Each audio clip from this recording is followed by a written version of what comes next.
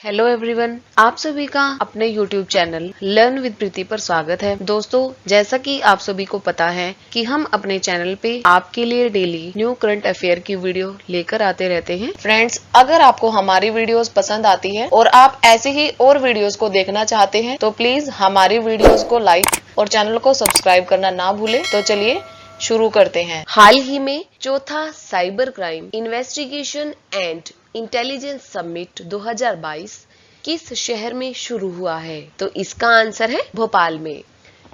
भोपाल में चौथा cyber crime investigation and intelligence summit 2022 शुरू हुआ है और इस शिखर सम्मेलन का मुख्य उद्देश्य साइबर अपराधों की प्रभावी रोकथाम करना है। इस सम्मेलन का आयोजन भोपाल में मध्य प्रदेश पुलिस द्वारा राज्य साइबर पुलिस और परिमल लैब के माध्यम से 12 सितंबर से 22 सितंबर तक किया जाएगा और इस शिखर सम्मेलन में अंतर्राष्ट्रीय और राष्ट्रीय वक्ता, विषय के विशेषज्ञ, पुलिस, न्यायिक और अभियोजन पक्ष के अधिकारी भाग लेंगे और इस समिट को हाइब्रिड मोड में आयोजित किया जा रहा है।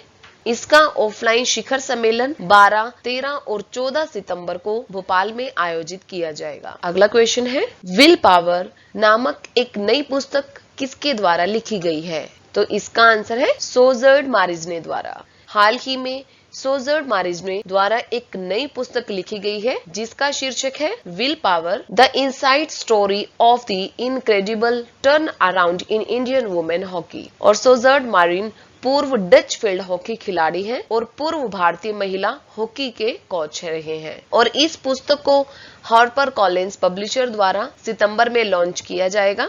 यह पुस्तक 2017 में भारतीय महिला हॉकी टीम के मुख्य कोच नियुक्त किए जाने पर सोजर्ड मारिन के अनुभवों पर प्रकाश डालती है और इस पुस्तक में उन्होंने बताया है कि किस तरह से भारतीय महिला हॉकी टीम ने असफलताओं, मानसिक स्वास्थ्य के मुद्दों और आंतरिक राजनीति से किस तरह से निपटारा किया और किस तरह से टीम के साथ तालमेल बनाए रखा। ये सब इस पुस्तक में दिखाया गया है। अगला क्वेश्चन है, 17 सितंबर को रक्तदान अमृत महोत्सव का शुभारंभ किसके द्वारा किया जाएगा? मनसुख मंडाविया द्वारा, नरेंद्र मोदी जी द्वारा, राजनाथ सिंह द्वारा या अनुराग ठाकुर द्वारा? तो इसका सही उत्तर है मनसुख मंडाविया द्वारा। 17 सितंबर को मनसुख मंडाविया द्वारा रक्तदान अमृत महोत्सव का शुभारंभ किया जाएगा और यह विशेष स्वैच्छिक रक्तदान अभियान 17 सितंबर से लेकर 1 अक्टूबर तक पूरे देश में आयोजित किया जाएगा। जैसा कि आप सभी को पता है कि 1 अक्टूबर को राष्ट्रीय स्वैच्छिक रक्तदान दिवस मनाया जाता है और इसकी शुरुआत 17 सितंबर से इसलिए की गई है क्योंकि उस दिन प्रधानमंत्री नरेंद्र मोदी जी का जन्म दिवस है और उस उपलक्ष्य में यह 17 सितंबर से लेकर 1 अक्टूबर तक रक्तदान अभियान चलाया जा रहा है। और रक्तदान अमृत महोत्सव के लिए ई रक्तकोष पोर्टल और आरोग्य सेतु ऐप पर पंजीकरण शुरू हो गया है। अगला क्वेश्चन है, कौन सा राज्य दिसंबर में पहली बार माइनिंग क्रिकेट ग्राउंड में रणजी ट्रॉफी मैचों की मेजबानी करेगा? तो इसका आंसर है सिक्किम। सिक्किम राज्य दिसंबर में पहली बार माइनिंग क्रिकेट ग्राउंड में रणजी ट्रॉफी मैचों की मेजबानी करेगा। सिक्किम क्रिकेट एसोसिएशन ग्राउंड पर कुल 3 मैच खेले जाएंगे और इस कार्यक्रम के अनुसार पहला मैच सिक्किम और मणिपुर के बीच खेला जाएगा, दूसरा मैच सिक्किम और मिजोरम के बीच और तीसरा मैच सिक्किम और अरुणाचल प्रदेश के बीच खेला जाएगा। और सिक्किम राज्य को 4 साल पहले पूर्ण सदस्यता प्राप्त हुई थी और इसके बाद सिक्किम में पहली बार दिसंबर में रंगपो के पास एक माइनिंग क्रिकेट ग्राउंड में रणजी ट्रॉफी मैचों की मेजबानी की जाएगी। और बात करें सिक्किम की, तो सिक्किम की राजधानी है गंगटोक और सिक्किम के मुख्यमंत्री हैं प्रेम सिंह तमांग और सिक्किम के राज्यपाल हैं गंगा प्रसाद। अगला क्वेश्चन है, हाल ही में बंगाल की खाड़ी में जापान और भारत समुद्री अभ्यास 2022 का कौन सा संस्करण शुरू हुआ है? 5वां, 6ठा, 9वां या 10वां? तो इसका सही उत्तर है 6ठा। हाल ही में बंगाल की खाड़ी में भारत और जापान का 6ठा संस्करण शुरू हुआ है और इसकी मेजबानी भारतीय नौसेना कर रही है और भारतीय नौसेना का प्रतिनिधित्व 3 स्वदेशी रूप से डिजाइन और निर्मित युद्धपोतों द्वारा किया जा रहा है और इस अभ्यास में guided missile destroyer Ranvijay, fleet tanker Jyoti, offshore patrol vessel Sukanya भी इस अभ्यास में हिस्सा ले रहे हैं। और यह समुद्री अभ्यास 2 चरणों में आयोजित किया जाएगा।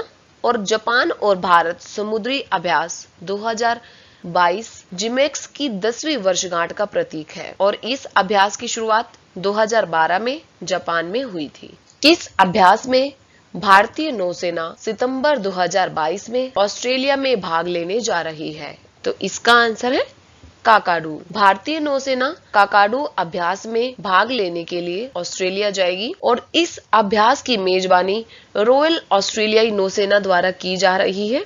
बंदरगाह और समुद्र दोनों में 2 सप्ताह तक चलने वाले इस अभ्यास में 14 नौसेनाओं के जहाज और समुद्री विमान शामिल हैं। और भारतीय वायुसेना ने अगस्त में आयोजित पिच ब्लैक में भी भाग लिया था, जो कि ऑस्ट्रेलिया में ही आयोजित किया गया था। और अब भारतीय नौसेना ऑस्ट्रेलिया में ही आयोजित होने वाले काकाडू अभ्यास में भी भाग लेने के लिए ऑस्ट्रेलिया के डार्विन पहुंच चुकी है। अगला क्वेश्चन है, कौन सा बैंक इलेक्ट्रॉनिक बैंक गारंटी जारी करने वाला भारत का पहला बैंक बन गया है? तो इसका आंसर है HDFC bank. HDFC bank electronic bank guarantee जारी करने वाला भारत का पहला बैंक बन गया है। इसके आने से इलेक्ट्रॉनिक बैंक गारंटी बैंक से जुड़े सभी भौतिक दस्तावेज समाप्त हो जाएंगे और इसे लाभार्थी को डिजिटल रूप से उपलब्ध कराया जाएगा। और EBG प्रक्रिया को सरल बनाने और धोखाधड़ी और हेरफेर की संभावना को खत्म करने के लिए लॉन्च किया गया है। और बात करें HDFC बैंक की, तो HDFC बैंक की स्थापना हुई अगस्त 1994 में।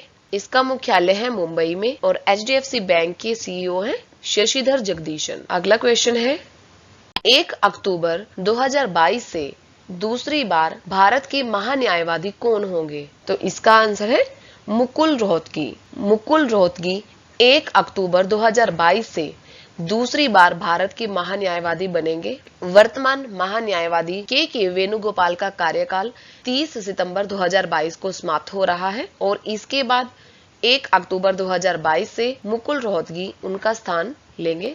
और वेणुगोपाल ने मुकुल रोहतगी के साल 2017 में अटॉर्नी जनरल पद से इस्तीफा देने के बाद यह पद संभाला था। मुकुल रोहतगी ने 2014 से लेकर 2017 तक 3 वर्षों के लिए भारत के 14वें महान्यायवादी के रूप में काम किया था। और अब 1 अक्टूबर 2022 से ये दूसरी बार भारत के महान्यायवादी बनेंगे। और भारत का महान्यायवादी भारत सरकार के मुख्य कानूनी सलाहकार के रूप में कार्य करता है। अगला क्वेश्चन है, 2023 में G20 की अध्यक्षता के दौरान भारत किस देश को अतिथि देश के रूप में आमंत्रित करेगा? तो इसका आंसर है बांग्लादेश को। 2023 में G20 की अध्यक्षता के दौरान भारत बांग्लादेश को अतिथि देश के रूप में आमंत्रित करेगा। G20 को विश्व की सबसे बड़ी अर्थव्यवस्थाओं के नेताओं के शिखर सम्मेलन माना जाता है। और अगले साल 9 से 10 सितंबर 2023 को नई दिल्ली में G20 नेताओं के शिखर सम्मेलन की मेजबानी की जाएगी। G20 शिखर सम्मेलन विकसित और उभरती हुई अर्थव्यवस्थाओं को एक मंच पर लाता है और अब इसमें बांग्लादेश को अतिथि देश के रूप में घोषित किया गया है। बांग्लादेश की प्रधानमंत्री है शेख हसीना। बांग्लादेश की राजधानी है ढाका। अगला क्वेश्चन है, IBM और किस IIT ने भारत में क्वांटम कंप्यूटिंग को बढ़ावा देने के लिए सहयोग किया है? तो इसका आंसर है IIT मद्रास ने। IBM और IIT मद्रास ने भारत में क्वांटम कंप्यूटिंग को बढ़ावा देने के लिए सहयोग किया है। IIT मद्रास इस समझौते के माध्यम से 180 से अधिक संगठनों की IBM क्वांटम नेटवर्क की वैश्विक सदस्यता में शामिल हुआ है। और IBM की फुल फॉर्म है इंटरनेशनल बिजनेस मशीन, जिसकी स्थापना 16 जून 1911 में न्यूयॉर्क में हुई थी। और इसके प्रबंध निदेशक हैं संदीप पटेल। और भारतीय प्रौद्योगिकी संस्थान मद्रास के निदेशक हैं प्रोफेसर कामकोटी विजयनाथन। आज का क्वेश्चन आप सबके लिए ये रहा, हिंदी दिवस किस दिन मनाया जाता है? और इस बार की हिंदी दिवस की थीम क्या थी, ये आप मुझे कमेंट करके जरूर बताइएगा। तो फ्रेंड्स, आज की बात यहीं तक रहेगी। आशा करती हूँ कि आप सभी को वीडियो अच्छी लगी होगी। अगर आपको वीडियो अच्छी लगे तो प्लीज हमारे चैनल को लाइक, शेयर एंड सब्सक्राइब जरूर करें और ऐसी ही न्यू वीडियोस के लिए हमारे चैनल को देखते रहें। जल्दी ही मिलते हैं एक और नई वीडियो के साथ, और वीडियो देखने के लिए आप सभी का धन्यवाद।